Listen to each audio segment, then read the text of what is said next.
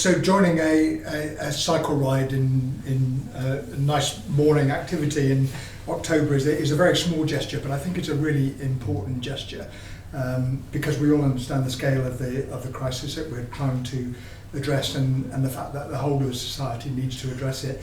I think the Royal Colleges in general have a lot of respect and quite a lot of influence in society. So when we make even small gestures, I think it goes a long way. I have to admit that I've been on a personal journey. I'm just coming to the end of my 3-year term as chair of our college, and I've learned a lot during that time. I remember at the very beginning when I started the role, I read a book called The Uninhabitable Earth by David Wallace Wells that many of you will have read, and I'm going to read a statement in there because it struck me to the core. He said, "A state of half ignorance and half indifference is a much more pervasive climate sickness than true denial." And now, when I started this job, I don't think that I was half indifferent, but I was certainly half ignorant, or more than half ignorant, of the issues and the scale of the issues that face us. And I've learned an awful lot. I think all of us are learning together and acting together, which is really important. Just very quickly, if I can, Fiona, discuss why GPs are so engaged with this issue, and so many of my colleagues are. I think by nature GPs tend to be social activists. We like getting involved and getting stuck in, and that's certainly playing out in a big way. But I think there's something very special about GP's role, because we talk about planetary health and we talk about global climate change, but the reality is that the action that needs to be taken is local. And GPs are embedded in our local communities. We hear from our patients on a daily basis what's happening. We hear about the impact of heat waves. We hear about the impact of flooding in rural communities. We hear about the impact on farming. In cities, we hear about the impact of air pollution. So we're seeing it in a very personal way, in a very upfront way, and I think that's why it's so important to GPs.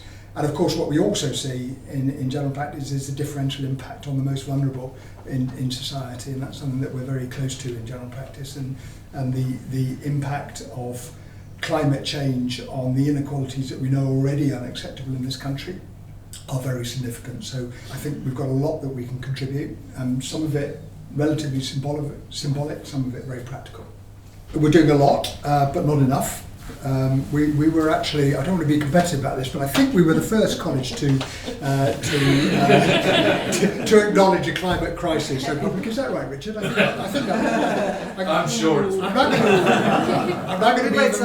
now going to be even more competitive, because just a few weeks ago a study compared UK health organisations for their commitment to addressing the climate crisis, and 11 organisations responded, and we came third. Bravo. Paediatrics came first. So I was going to say, I wasn't going to say. And the psychiatrists were second. So in second place was the Royal College of Psychiatrists. We achieved 60%, they achieved 62%. The Royal College of Paediatrics and Child Health came first with 65%. I think it's important to say some people did almost scored nothing, is that right? I would possibly say that. But many didn't respond. Oh, well, that's true. I think 27 were asked to respond and only 11 did. Okay. So anyway, we've got some way to go, but I think we're making progress. So what are we doing? We're doing a lot to support our members. As I say, there's a lot of energy out there. Our members want us to be engaged and want us to lead. One thing we're doing, the Greener Practice Toolkit, is a very practical toolkit that practices can utilise. It's got about 100 different interventions, some clinical, some non-clinical, that practices can put into operation on a daily basis. We've got about 1,400 practices that are signed up to that and using that on a regular basis. So that's really helpful. It's a toolkit and an award scheme as well. We're working with NHS England on zero carbon. And we're just about to appoint 50 advisor supporters around the country to help at a local level practices to engage with the zero carbon initiative, which I think is really important. Each of our faculties, we've got 32 faculties around the UK, have got a climate change lead. They're working together as a network, they're sharing ideas, which is really important. And we've just added to our curriculum a sustainability module, which we're going to be examining in about the next 2 years.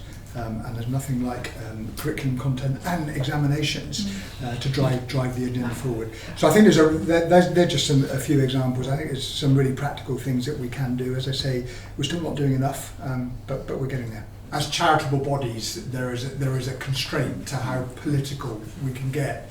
But I think sometimes we use that constraint as an excuse not to speak out when we need to, and I think we can speak out far more than we are doing, particularly around areas that relate specifically to health. I can't imagine the Charity Commission getting us into trouble if we speak out about health matters.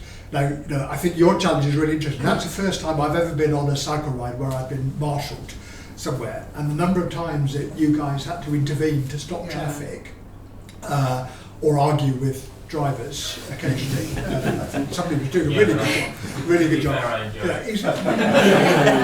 It's such a reflection on how London, which has changed dramatically in the last 20 years, well actually 35 years I've been cycling in London, it's changed dramatically, but still has got a long way to go to make it a good environment. Now we as a college are often asked to join lobbyists to sign up to letters to be more active, and we often do so. Areas like smoking, air pollution, we do. I don't think I've ever been asked to do so on cycling, but I'd love to.